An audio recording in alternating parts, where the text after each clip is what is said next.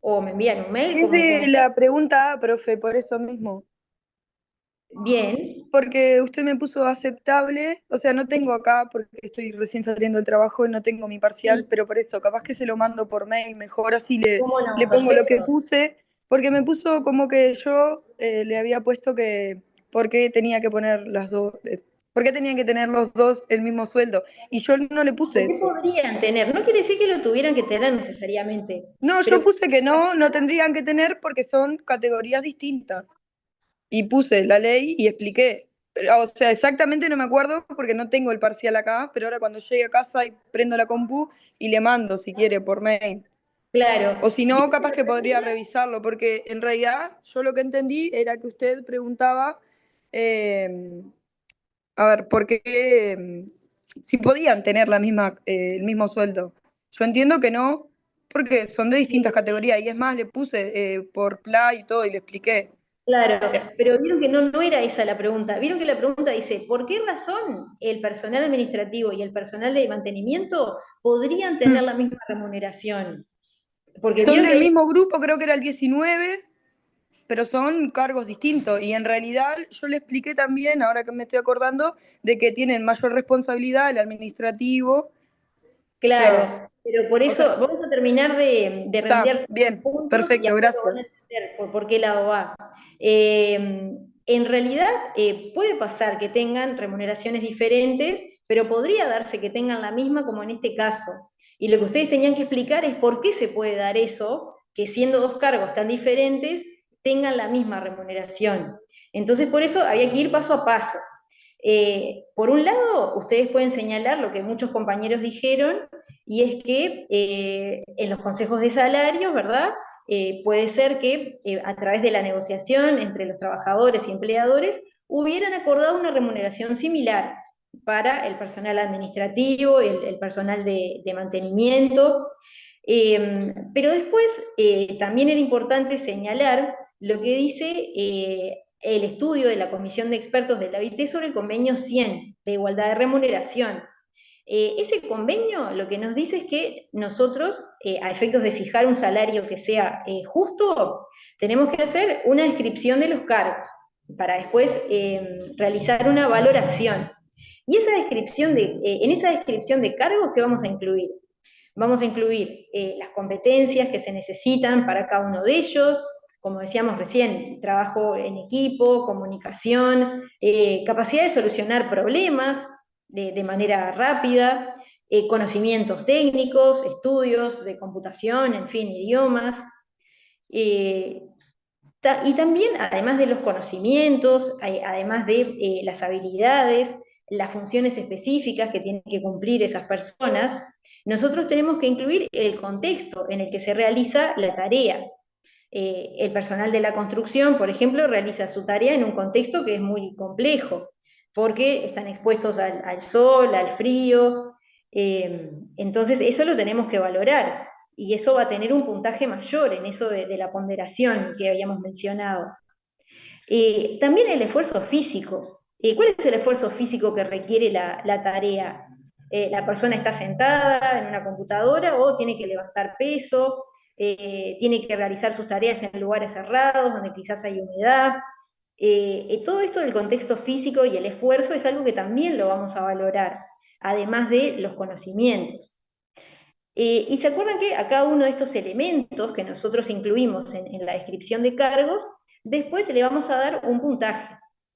Eh, Habíamos visto ejemplos del 1 al 5, pero hay otros que utilizan puntajes mucho más altos, como lo que habíamos visto en el caso del sector hotelero, que tienen una descripción completa de cargos realizados de esa manera, como recomienda la OIT.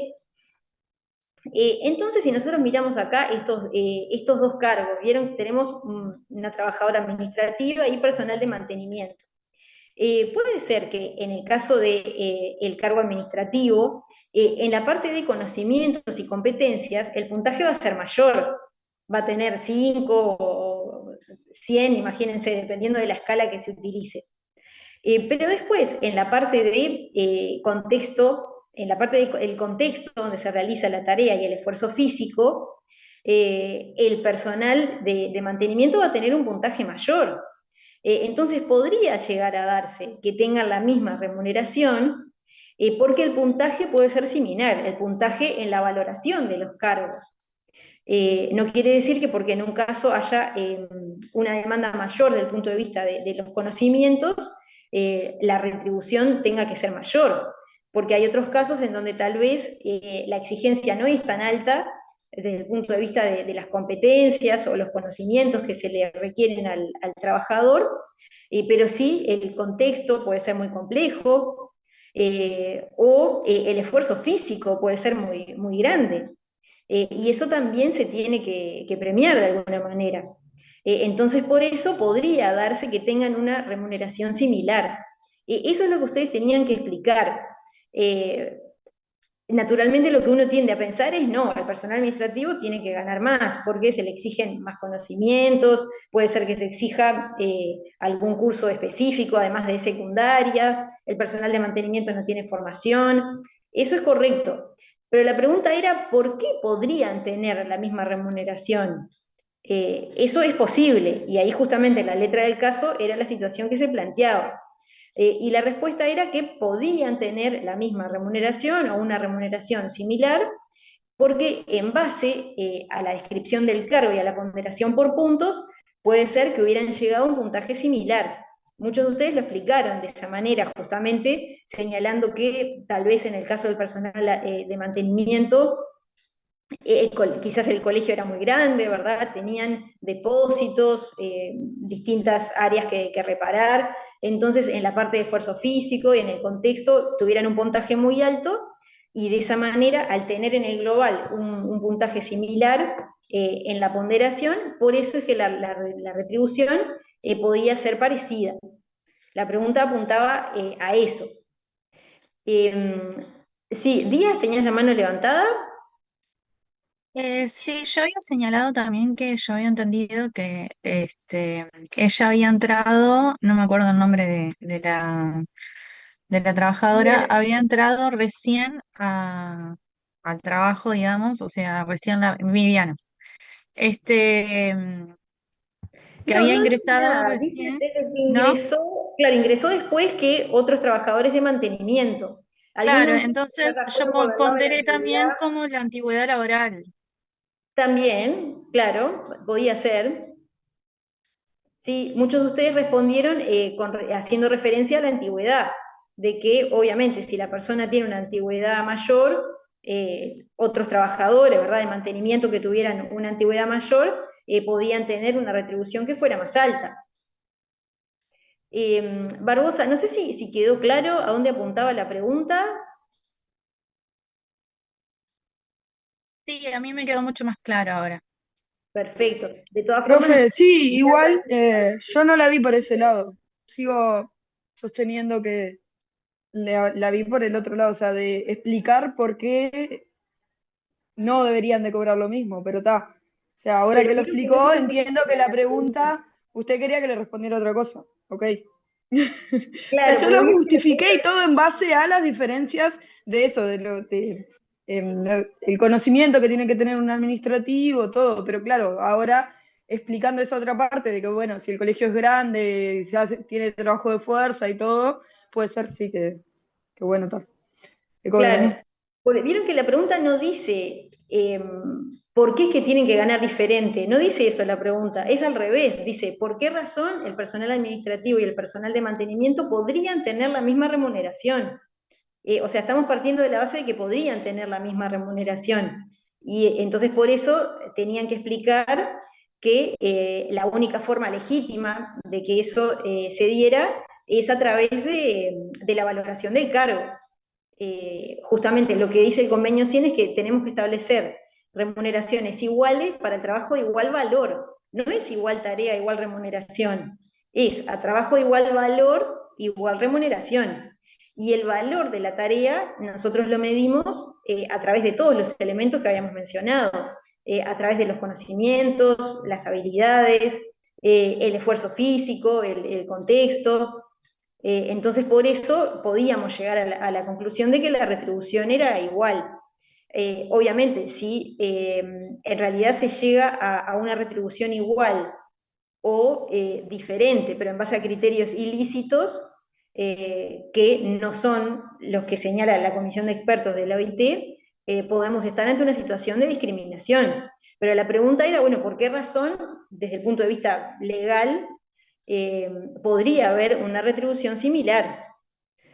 Por eso era importante que ustedes mencionaran el convenio 100 que lo habíamos visto en las clases. Rivero, no sé si querías decir algo más de esta pregunta. No, no, le iba a decir que nada, yo la había visto no la había visto por ese lado, porque pensé que en el contexto de una escuela, nunca me imaginé que podría darse que una situación diferente a un criterio diferente de la ponderación por puntos, porque la vi como muy difícil agarrarla por ese lado. Claro. Si a ustedes les parecía de que no había forma de que tuvieran la misma remuneración, podían contestar de que quizás había una discriminación ilícita por parte del colegio. Pero eso lo tenían que explicar, ¿no? Tenían que decir, bueno, para fijar la remuneración tenemos que partir de criterios objetivos, mencionar todos los criterios que señalamos y decir cómo se hace la ponderación por puntos, ¿no? Si como dice Rivero, ustedes dicen, no, para mí de ninguna manera nunca podría pasar que en un colegio el personal administrativo y el personal de mantenimiento tenga la misma remuneración, porque no es un contexto tan complejo, ¿no? De todas maneras tenían que hablar de la ponderación por puntos, porque es justamente el criterio que nosotros vimos para fijar salarios que compensen debidamente y que premien al trabajador de acuerdo a la complejidad de la tarea. Entonces, capaz que ustedes iban por ese lado y decían, no, para mí es imposible que ganen lo mismo, porque de acuerdo a la valoración del cargo y aplicando la ponderación, nunca me daría el mismo puntaje. Y eso sería legítimo, ¿no? Pero cuando ni lo nombraban, ahí lo que uno puede pensar es que quizás, bueno, eso no les había quedado tan claro, de cómo se fija la remuneración, los criterios que hay que considerar. Por eso era importante que hicieran referencia al convenio 100 de la OIT y a esos criterios que habíamos visto. No sé si alguien tiene alguna otra duda o pregunta sobre esto.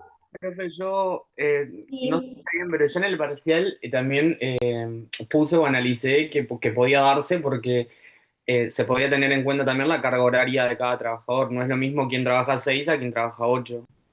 También, es verdad, sí, algunos compañeros hablaron de la carga horaria, bueno, la antigüedad, como habíamos dicho, ¿no? De que tal vez el personal de mantenimiento tuviera alguna prima específica y por eso la retribución era mayor. Siempre teníamos que explicar, bueno, criterios objetivos que nos permitieran abonar un salario diferente. Siempre teníamos que partir de esa base, o sea, tiene que haber alguna razón objetiva para que el salario sea similar o distinto. De lo contrario, podemos estar frente a una situación de discriminación. Perfecto. No sé si alguien más quiere agregar algo de esta pregunta.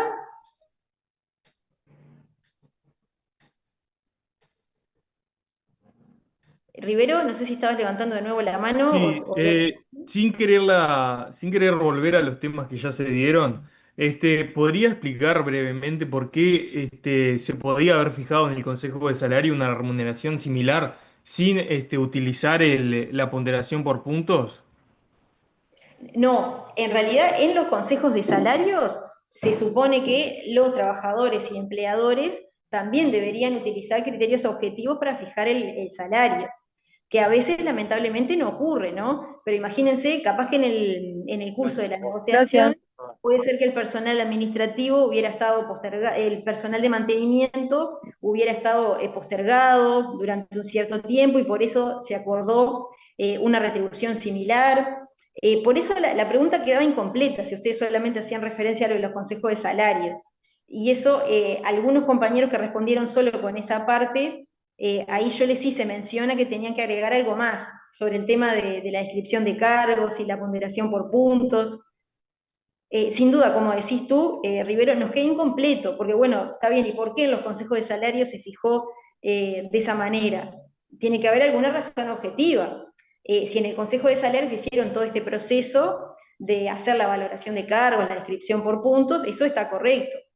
Podría haber alguna otra razón, como yo les decía, ¿no? De que a veces por algún motivo hay categorías que quedan postergadas y puede ser que no hubieran tenido algún aumento y bueno, por eso establecieron una retribución similar.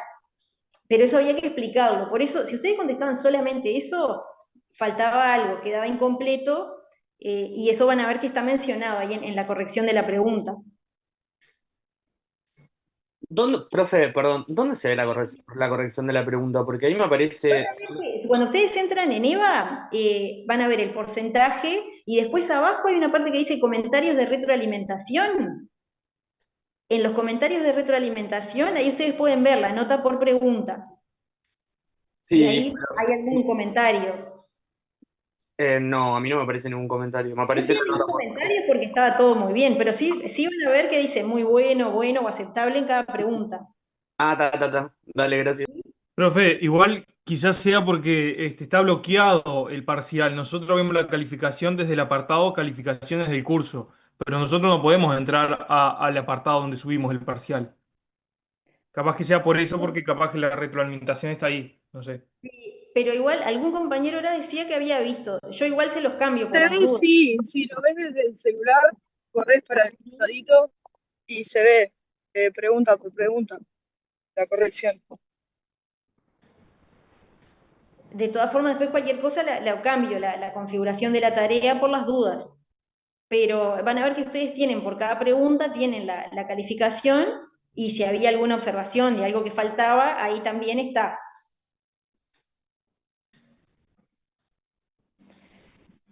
¿Sí, Rivero? Profe, entonces, porque no me queda muy claro en mi caso. Yo contesté más que nada, o sea, lo que dije sería que básicamente no podría tener una remuneración diferente si no es por un criterio de ponderación por puntos. Pero concluyendo ahora en la clase, no, o sea, no solamente sería por una ponderación por puntos, sino que podría darse en un contexto muy específico. O sea, sería esa la respuesta completa.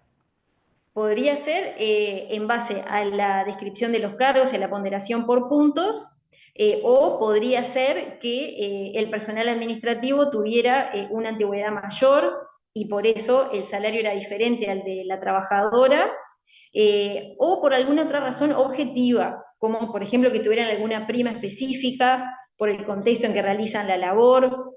Lo más importante es que ustedes hicieran referencia a la valoración de los cargos, porque la remuneración justamente se tiene que hacer en base, se tiene que fijar en base a criterios objetivos. Entonces, por eso lo más importante es que ustedes arrancaran por ahí, de decir, bueno, para fijar la remuneración, de acuerdo a lo que recomienda la OIT, nosotros primero que nada tenemos que describir el cargo. Por eso vieron que los consejos de salarios también dicen que lo primero que hay que hacer es fijar la categoría. Muchos de ustedes señalaban correctamente que, bueno, Pilar Rodríguez habla de que fijar la categoría es la obligación previa principal. Antes que nada tenemos que fijar la categoría, describirla, cuáles son las funciones, los conocimientos que son necesarios, las habilidades, el contexto físico en que se va a hacer esa tarea, el esfuerzo. Y una vez que nosotros tenemos descrito ese cargo, lo vamos a valorar por puntaje cada uno de esos criterios.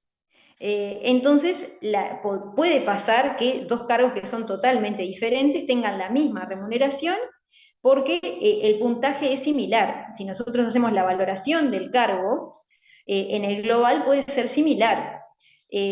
Por eso justamente el convenio 100 de la OIT lo que impulsa es que tenemos que tener retribuciones iguales para tareas de igual valor. No es igual tarea, igual remuneración, que eso es lo que ustedes habrán escuchado que la gente repite, pero que no es correcto. Lo que dice la OIT es a tarea de igual valor, igual remuneración. Y el valor, nosotros ¿cómo lo podemos hallar? Lo tenemos que hallar ponderando justamente las habilidades que se requieren, el esfuerzo físico y todos los elementos que habíamos mencionado.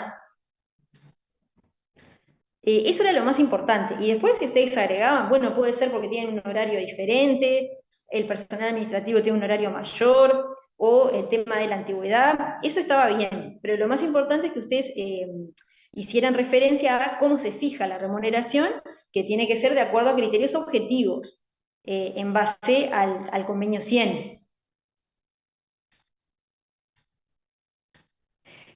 Pasamos a la segunda, si les parece. No sé si quedó algo más de la pregunta A.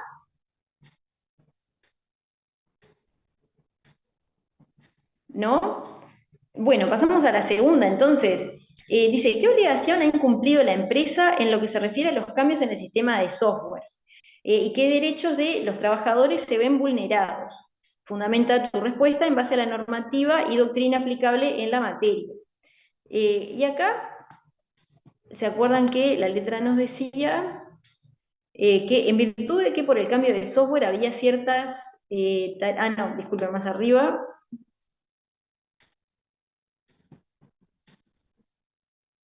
Desde hace algunos meses se siente deprimida en virtud de que al estar realizándose cambios en el sistema informático, casi no tiene tareas para hacer durante su jornada laboral.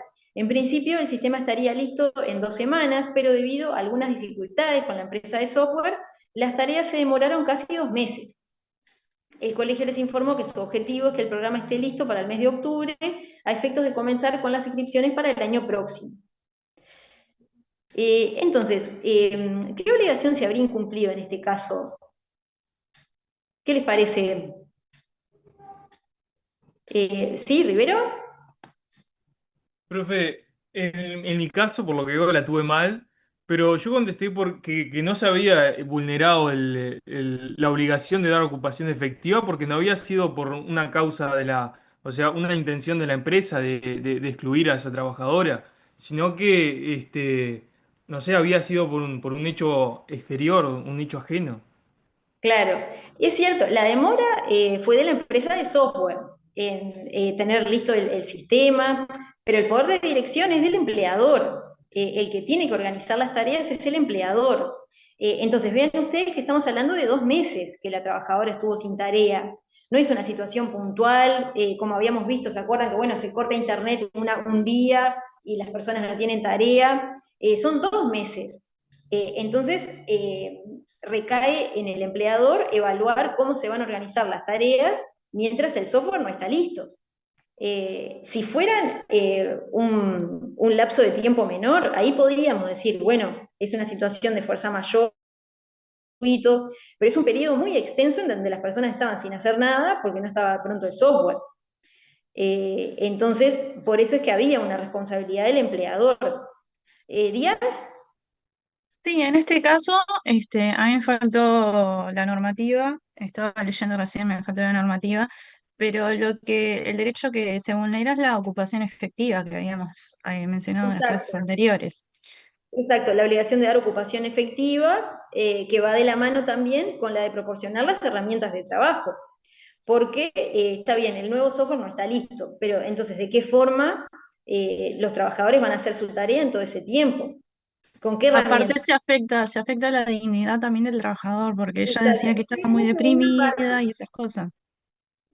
Perfecto, por eso vieron que la pregunta tenía 2 partes. Por un lado, ¿qué obligación se ha incumplido? Es la obligación de dar ocupación efectiva y también de dar las herramientas de trabajo, porque es un periodo muy prolongado en el cual las personas no sabían qué hacer, se estaba esperando que el software quedara listo y no tenían forma de hacer su tarea. El empleador no hizo uso de su poder de dirección y los trabajadores no sabían qué era lo que tenían que hacer en todo su horario.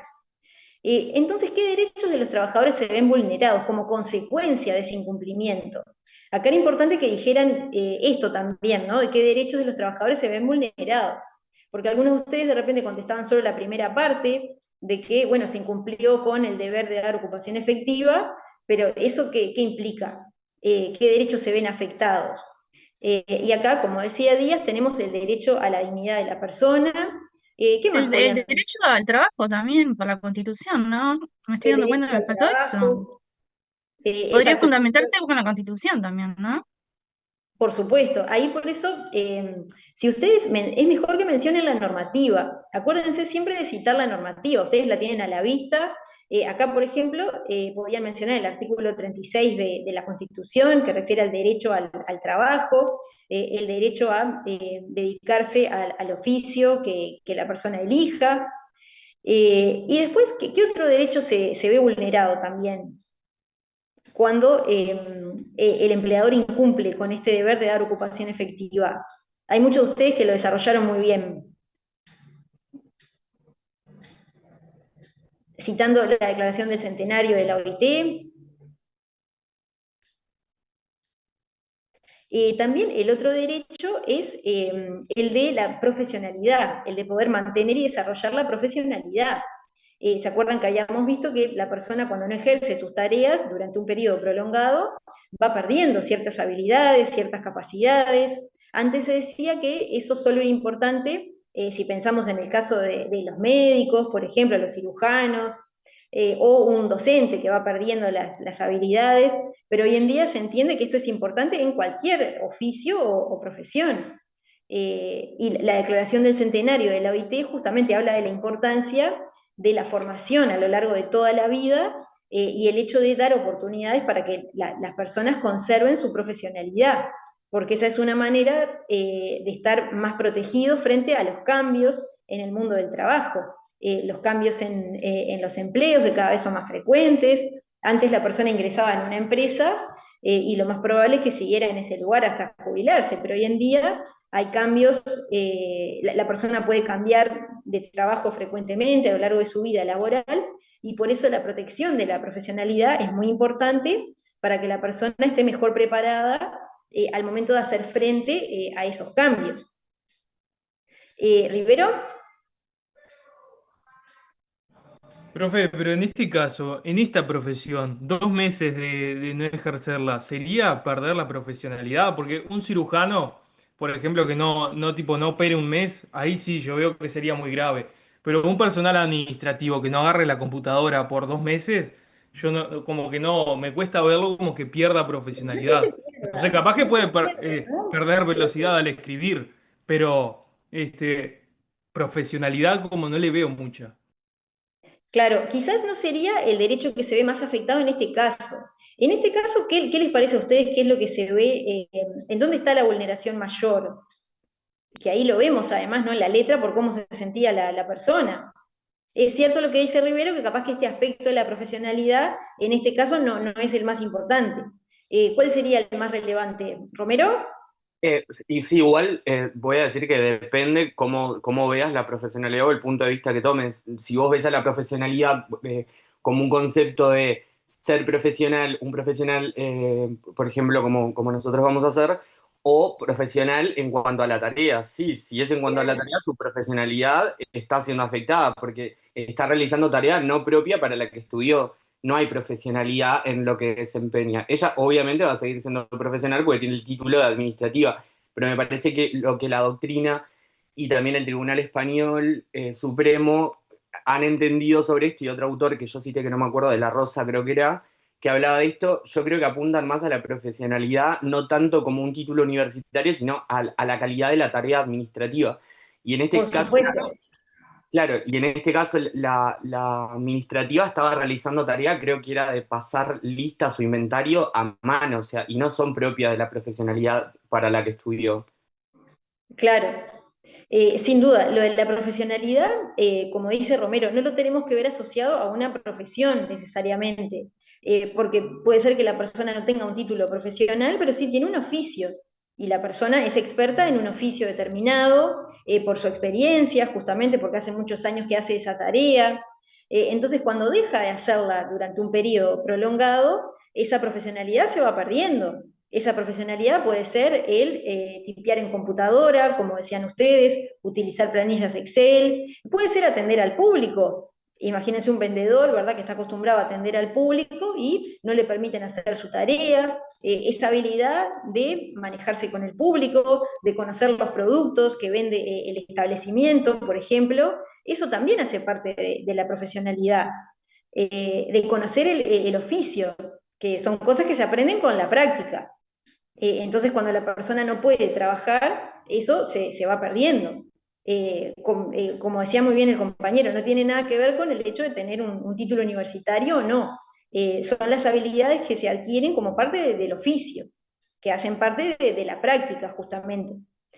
Entonces, en este caso, no es que haya una pérdida total, pero sí hay una afectación de la profesionalidad, porque la trabajadora no pudo hacer debidamente sus funciones durante ese periodo.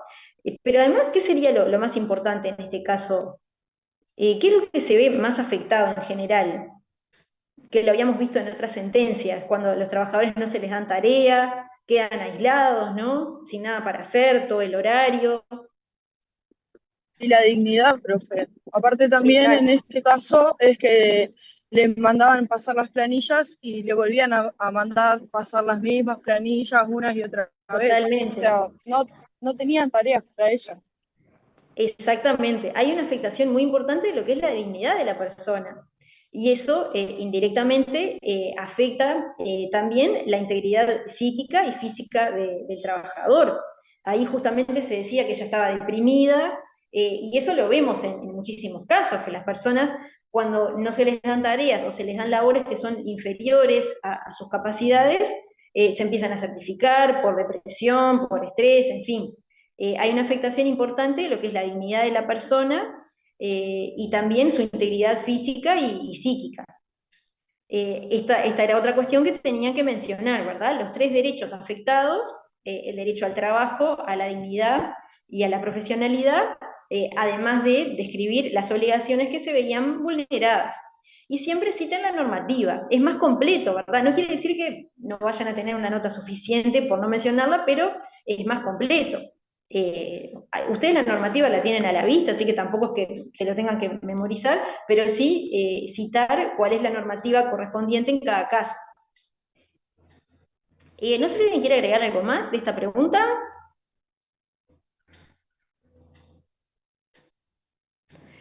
Bueno, pasamos a la otra. Entonces, dice, ¿cómo definirías las conductas en las que ha incurrido la directora con respecto al personal administrativo y docente?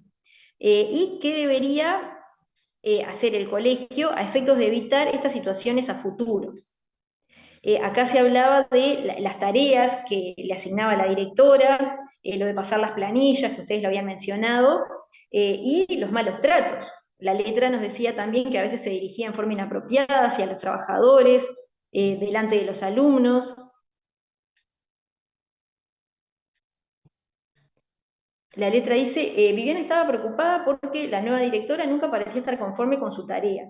En virtud de que por el cambio de software había ciertas tareas que no podían realizar, ella les pedía que pasaran en limpio los listados de alumnos y el inventario de materiales cuando esto no era necesario. La información ya estaba actualizada, por lo cual no comprendían por qué razón les pedía las mismas tareas nuevamente. Y por otra parte, en varias ocasiones se dirigía de mala forma a los docentes delante de los alumnos al dar sus indicaciones. Y después lo otro ya refiere a la última pregunta, así que dejamos por ahí. ¿Qué les parece entonces? Y es un abuso de autoridad, profe. Abuso de autoridad, perfecto. ¿Y en dónde más podríamos encuadrar estas conductas? ¿Rivero? En un acoso vertical, ya que es de un superior a un subordinado. Exacto, son conductas que se encuadran dentro de la definición de acoso laboral.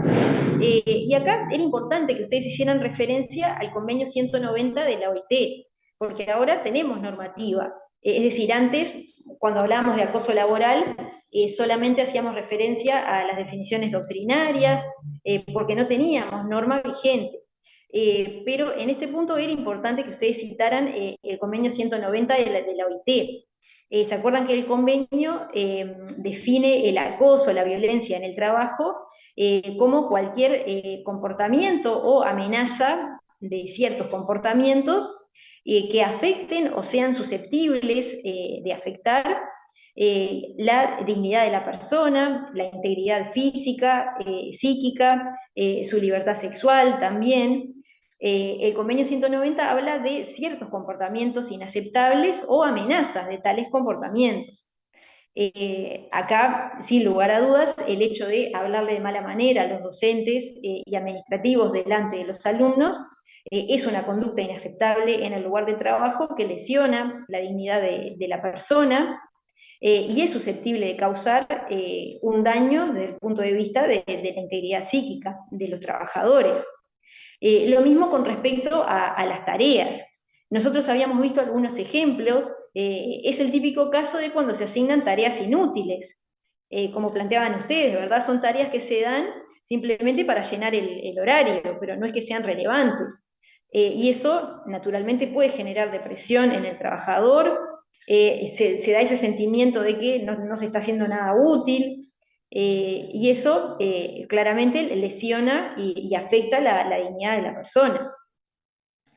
Así que ahí era importante que ustedes encuadraran las dos conductas, porque vieron que tenemos dos modalidades de acoso diferentes. Por un lado, lo que es el dar tareas inútiles, que nosotros habíamos visto algunos fallos, algunas sentencias sobre eso, y después los malos tratos, el hecho de utilizar lenguaje que es inaceptable en cualquier lugar de trabajo, dirigirse de manera inapropiada. Teníamos dos conductas totalmente diferentes, pero que ambas se encuadran en la noción de acoso laboral. ¿Y qué medidas debería adoptar la empresa? Esta era la segunda parte de la pregunta, que también era muy importante que ustedes la desarrollaran. Díaz, ¿qué tendría que hacer el colegio? Primero que nada, yo dije que tendría que darle una disciplina, un trato disciplinario a la directora. Y segundo, hacer un protocolo, y habíamos hablado de los protocolos que tenían que ser visibles, para todos los trabajadores. Yo dije que, por ejemplo, poner afiches o cosas así en un lugar común, en donde estén todos los trabajadores, por ejemplo, no sé, en el comedor o en algún sitio. Este, También hacer reuniones periódicas, para concientizar a los trabajadores de lo que es el acoso, qué deberían hacer en un caso de acoso, a quién recurrir, cómo hacer la denuncia, y bueno, Perfecto. las carteleras también, poner qué tendría que hacer el trabajador en un caso de que estuviera sufriendo acoso laboral. Bien, por un lado, aplicar un correctivo disciplinario, es decir, sancionar a la directora si esos hechos se comprueban, elaborar el protocolo, como dice Díaz, que además el protocolo tiene que ser conocido por los trabajadores, porque no sirve de nada si se hace ese protocolo y nadie lo conoce, ¿verdad? ¿Qué más?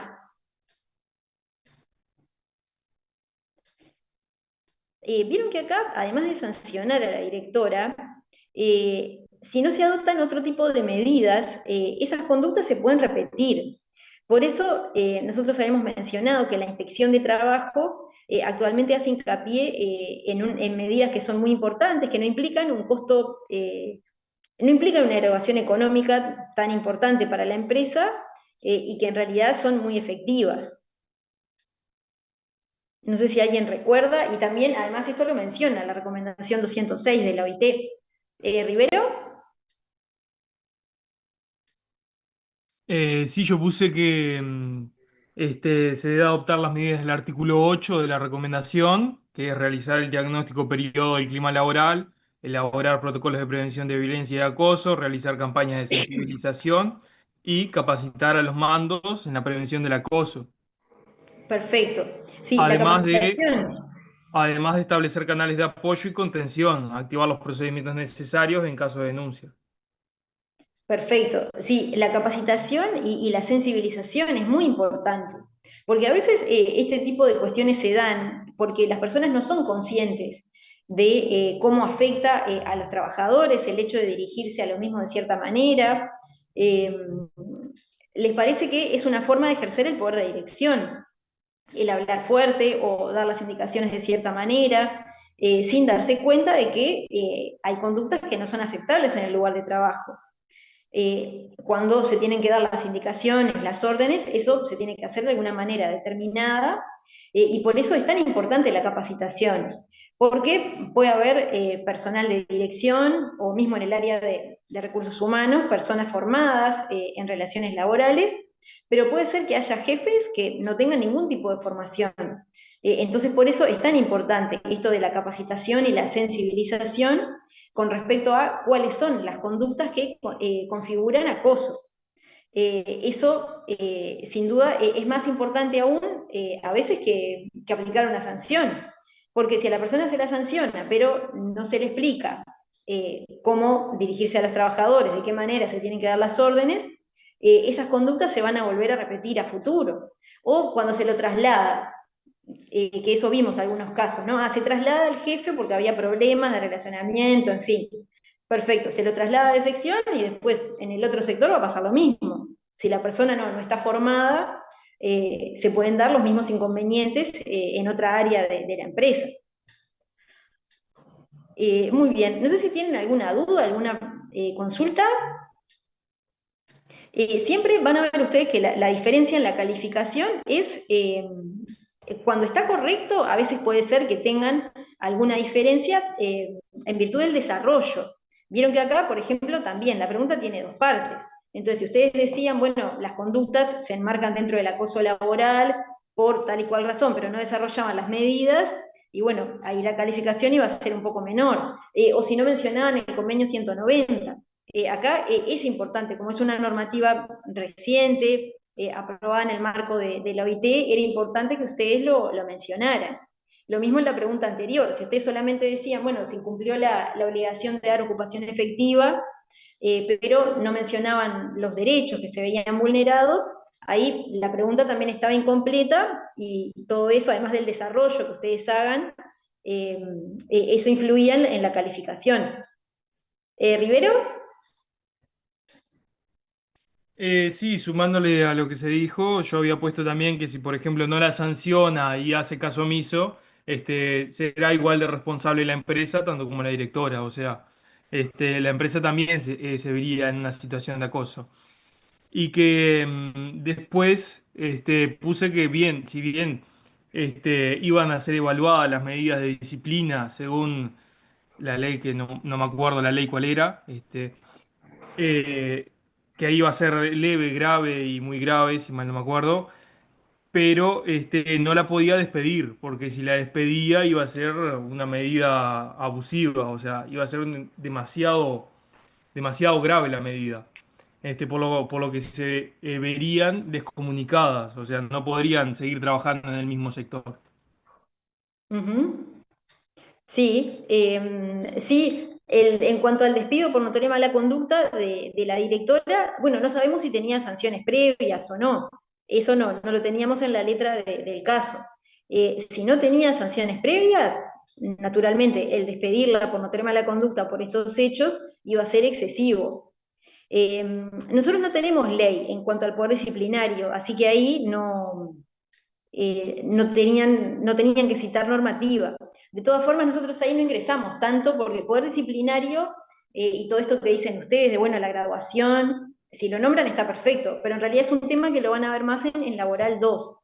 Acá lo que sí era importante es que ustedes dijeran, bueno, por qué las conductas se encuadraban dentro de la figura del acoso laboral y cuáles eran las medidas que debía tomar el colegio en base a lo que establece el convenio 190, la recomendación 206, y estas pautas que está dando la Inspección de Trabajo en cuanto a sugerir la capacitación y la sensibilización de los mandos. Esto lo dice la recomendación 206 de la OIT, pero además es algo que ya desde hace algún tiempo la Inspección de Trabajo lo viene sugiriendo. Bueno, muy bien. Y pasamos a la última pregunta. Dice, ¿consideras que los controles efectuados en los bolsos del personal administrativo y docente son adecuados? Vamos a ver la última parte donde se hablaba de estos controles.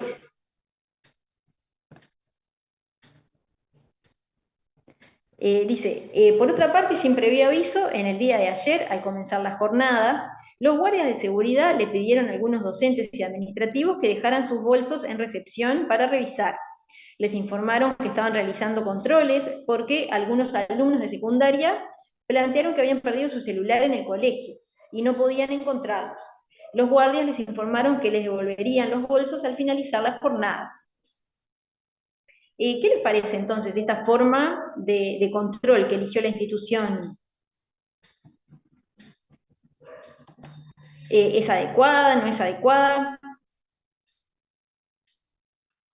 Sí, adelante. En mi caso, lo primero que dije que sería desproporcional, porque requisarle el bolso toda la jornada laboral es demasiado, porque un bolso no te cuesta más de 2 segundos mirarlo. Por supuesto.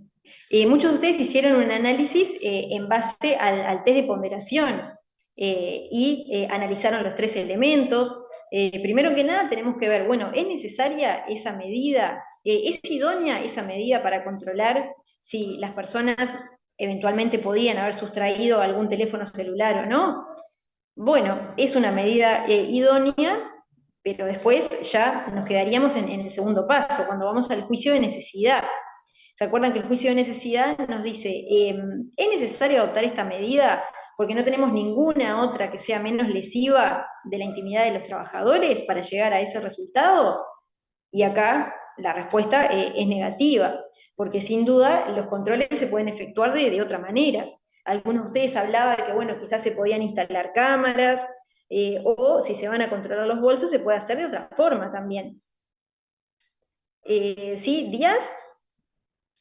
No, y además, yo puse que tampoco era adecuada la medida, porque en realidad, el personal administrativo y los docentes no tienen nada que ver con las pertenencias de los alumnos, o sea, en ningún momento las tendrían que tocar o, no tendrían que tener, no tendrían por qué tocar las cosas de los alumnos. Entonces, como que no sería adecuado, además de que pueden ser los alumnos mismos también los que hayan hurtado el celular o se puede perder o cualquier cosa. Y era, yo había entendido en la letra que también era algunos de algunos de los trabajadores, o sea, no a todos los Claro, trabajadores le hicieron lo mismo, cosa que también es un poco discriminativa exacto. y Ahí teníamos otro humillante. elemento para analizar.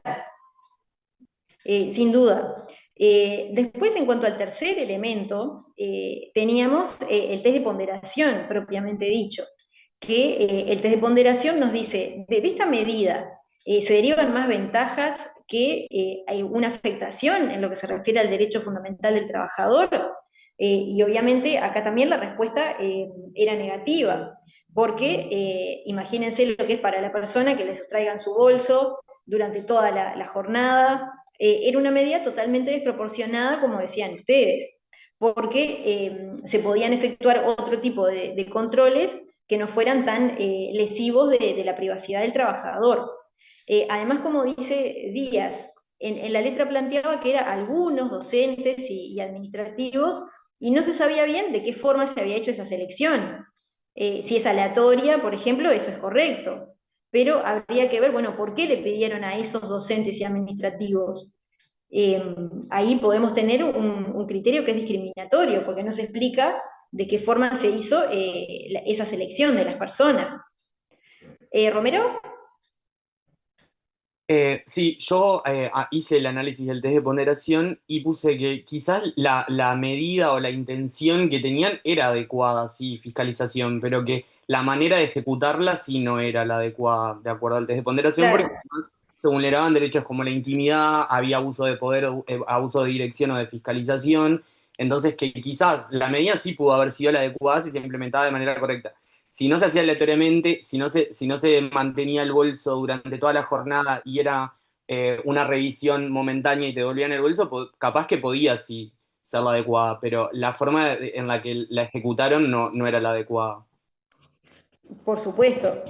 Además, allí, por ejemplo, Lorenzo en el chat planteaba, en general, la revisión de los bolsos se hace al finalizar la jornada, no al principio. No hay necesidad de mantener los bolsos de los trabajadores durante toda la jornada. La revisión se hace al final para, bueno, poder comprobar si la persona sustrajo algún bien de la empresa, pero no al inicio de la jornada, y en ningún caso se le pide a la persona que dejen allí el bolso durante todo el día. Rivero,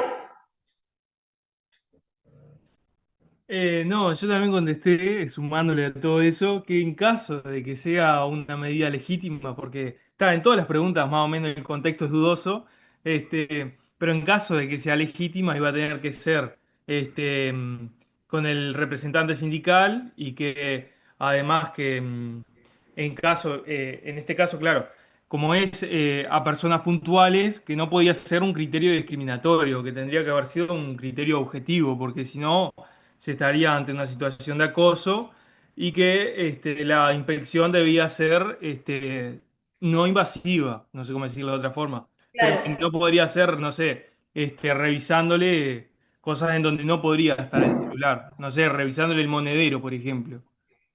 Claro, sí, ahí algunos, por ejemplo, explicaban que se le tiene que pedir al trabajador que abra él mismo su bolso, que él muestre las pertenencias, ¿verdad? Y que no sea el personal de seguridad el que abra las mochilas. Esa es una forma de preservar la privacidad del trabajador. El hecho de que esté presente el delegado sindical es una garantía adicional, pero no es obligatorio en nuestro país. Eso está previsto en el Estatuto de los Trabajadores de España, que nosotros lo habíamos mencionado. Cuidado porque alguno hizo referencia al estatuto, pero eso no es de Uruguay. Está bien si lo mencionan y si hacen referencia que es en el Estatuto de los Trabajadores de España. Pero tengan cuidado porque eso no es obligatorio en Uruguay, el hecho de que esté presente sí o sí el delegado sindical. Es una medida adicional de garantía, pero en realidad no está previsto como requisito en nuestro país. No sé si querían agregar algo más de esta pregunta.